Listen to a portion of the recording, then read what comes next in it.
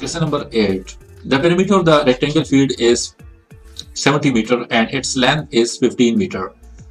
Okay, longer than 15 meter, longer than its breadth. The field is surrounded by a concrete path as shown in figure. Find the area of the path. So we need to find the area of this path.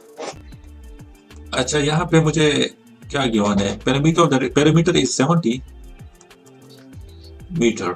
Length मुझे given है that is 15 meter longer than its breadth. तो क्या करना होगा? Length will be equal to, what do you think? Let's say breadth is b, small b. Equation होगा कोई? Yeah, equation होगा. Good. Yes. So 15 meter longer than its breadth. ये actually इस तरह है ना कि आपका जो लेंथ है ना, वो क्या कह रहे हैं? Length is 15 meter longer than its breadth. तो it means के let's say this is your breadth. तो उसके बाद जो 15 meter longer than its breadth, तो 15 meter let's say ये आपका 15 meter हो गया. This is 15 meter. तो जो आपका लेंथ है that is 15 meter longer than its breadth. So this is your length. So your length is 15 meter longer than its breadth, like 15 meter longer than its breadth. Okay, so like your length will be equal to b plus 15. Okay, या maths में अगर इस तरह के terms आ जाए longer than, okay, या as long as, इस तरह के वर्ड्स आ जाएं तो फिर आपने इस तरह सॉल्व करने हैं, प्लस लगाने. ओके, लेकिन अगर आ जाए कि it's length will be 4 times it breadth, सही, तो जब टाइम्स आ जाए तो फिर आपने मल्टीप्लाई करना है. ओके, तो ये आपने जहन में रखना है. जब भी आपके पास इस तरह के वर्ड्स आ जाए, टाइम्स आ जाए, तो फिर आपने मल्टीप्लाई करना है. लेकिन इस तरह के लॉन्गर देन या एज लॉन्ग एज, तो फिर वो आपने वहां पे प्लस 8 करने होंगे. So length will be equal to b plus 15. Got it? Confusion? नहीं. Good. So your length will be equal to b plus 15 metre. ये आपके b है. ओके, तो लेंथ कितना होगा? b plus 15 metre. अच्छा, अब इस तरह कर लेते हैं कि ये पैरामीटर मुझे गिवन है, तो पैरामीटर के लिए क्या हो जाएगा? आपका b, यहाँ से स्टार्ट कर लेते हैं. तो b ये कितना होगा? पैरेलल है तो ये भी सेम ही होगा, b plus 15 हो जाएगा. ये कितना होगा? That is also b. उसके बाद this is also b plus 15. तो आपका हो जाएगा 1 2 3 4, 4b हो जाएगा. 15 plus 15 is 30 हो जाएगा.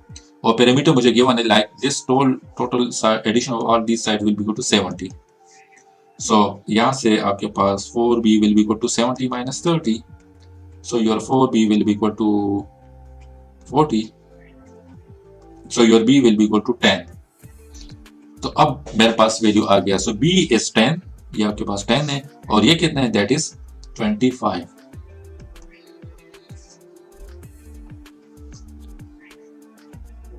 ओके, अब मेरे पास ये 20, दिस इज 10, दिस इज 25. तो मैंने सबसे पहले क्या करना है?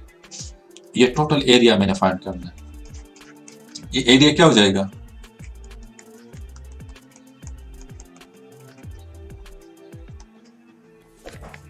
स्क्वायर में क्या होता है? स्क्वायर में आपके सारे साइड्स इक्वल होते हैं. ओके, तो आपने जब इसका एरिया फाइंड करना है तो एरिया क्या करना है? ये साइड और ये साइड आपने मल्टीप्लाई करना है. ओके, तो ये दोनों साइड मल्टीप्लाई कर लो, you will get your area. आपका क्या हो जाएगा? L टाइम्स L आ जाएगा. सो मैंने फ्यू क्लासेस पहले भी डिस्कस किया था कि in multiplication the power should be added. So ये आपका L स्क्वायर आ जाएगा. सो ये एरिया आपका L स्क्वायर आ जाएगा इसका. ओके, इसी तरह रेक्टेंगल में भी आपने ये परपेंडिकुलर दोनों साइड्स मल्टीप्लाई करने. So for area this will B L times B. ये मैंने डिफरेंट अल्फाबेट इसलिए यूज किए क्योंकि रेक्टेंगल में आपका this side will not be equal to this side. Okay, तो इसी वजह से हम डिफरेंट अल्फाबेट यहाँ पे यूज करेंगे. तो L टाइम्स B हो जाएगी. Okay, area. अच्छा, ट्राइंगल में क्या करते हैं? 1 divided by 2b times h हो जाएगा. लास्ट टाइम हमने किया था, दिस इज b और ये आपका h है. h is the perpendicular to b, so 1 by 2bh हो जाएगा. This is area formula for the triangle. Circle के लिए एरिया क्या हो जाएगा? तो पाई आर स्क्वायर हो जाएगा. ओके, दिस इज रेडियस, सो ये आपका पाई आर स्क्वायर हो जाएगा.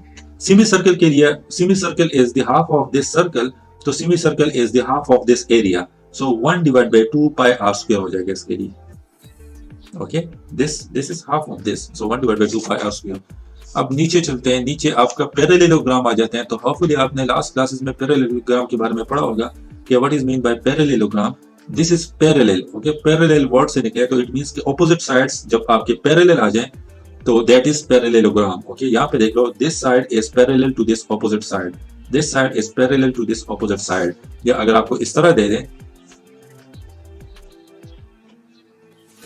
so this is also parallelogram. क्यों parallelogram? Because this side is parallel to this side. ये देखो, ये साइड और ये साइड आपके इस तरह पैरेलल है।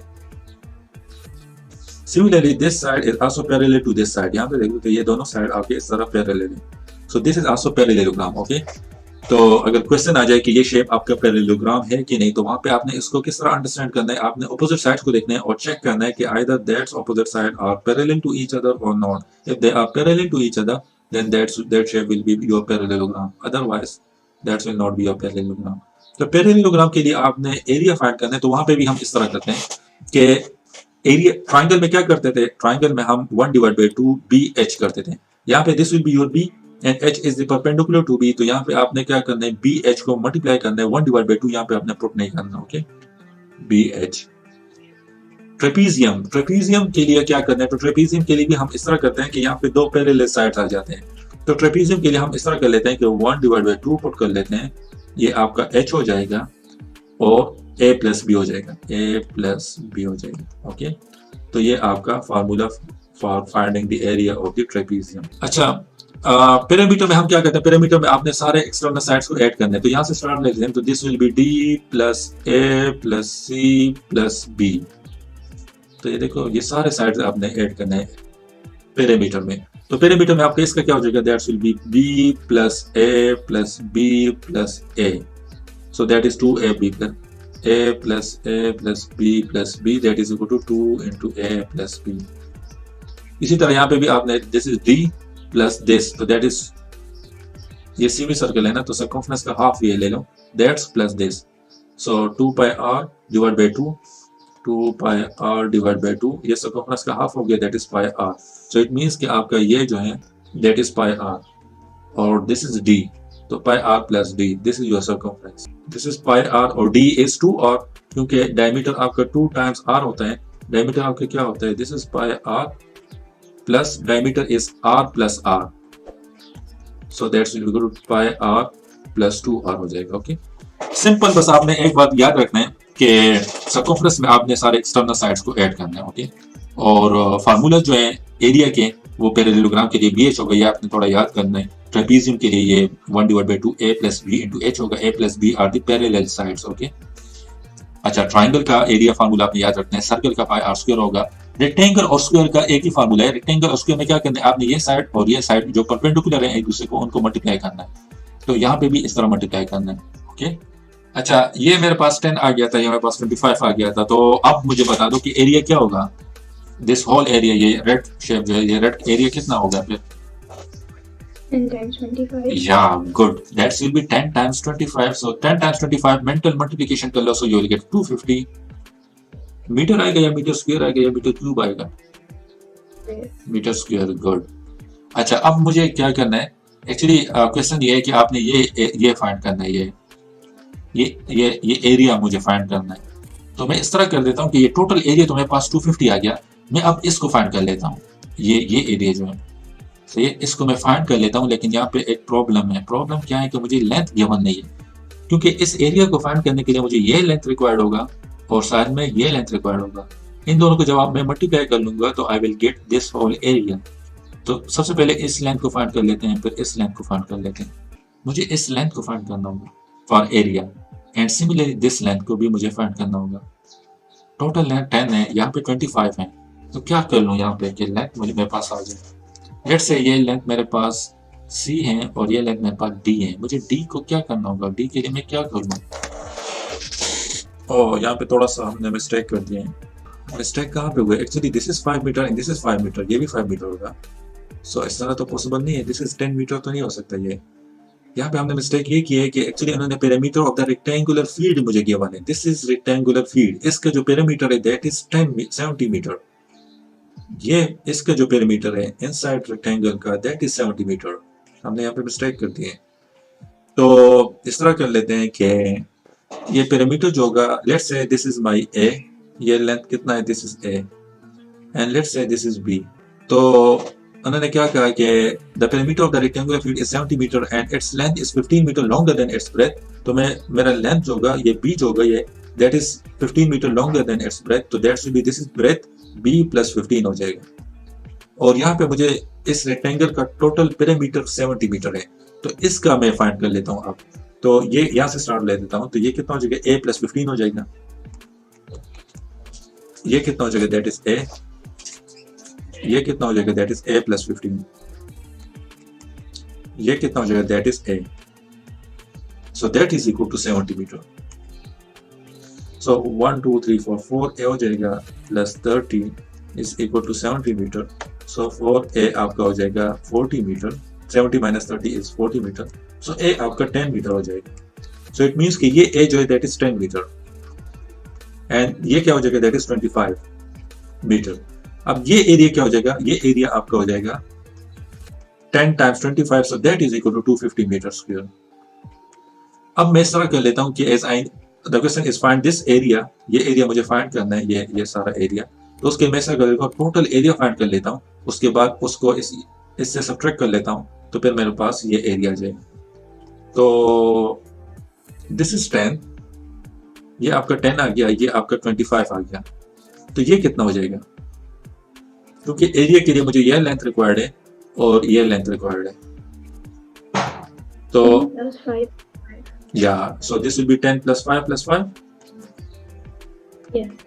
Good, so that's equal to 20 meter। और ये क्या हो जाएगा, 2.5 plus 2.5 plus 25. so that's equal to 30। अब मैंने टोटल एरिया फाइंड करना है, तो टोटल एरिया क्या हो जाएगा that's equal to 30 times 20, that's equal to 600 metre square. Mental multiplication कर लो, 3 टाइम्स 2 is 6 और 2 zeros हैं तो यहाँ पे 2 है, सो 600 आ गया। तो टोटल एरिया से अब मुझे इसको सब्ट्रैक्ट करना है, 250 को आप माइनस कर लो, you will get this area, ये एरिया आपके पास टोटल आ जाएगी। सो 600 minus 250, so I will get 0, this will be 5, यहाँ पे क्या आ जाएगा that will be 3, yeah 350, so the area of the path will be equal to 350 meter square।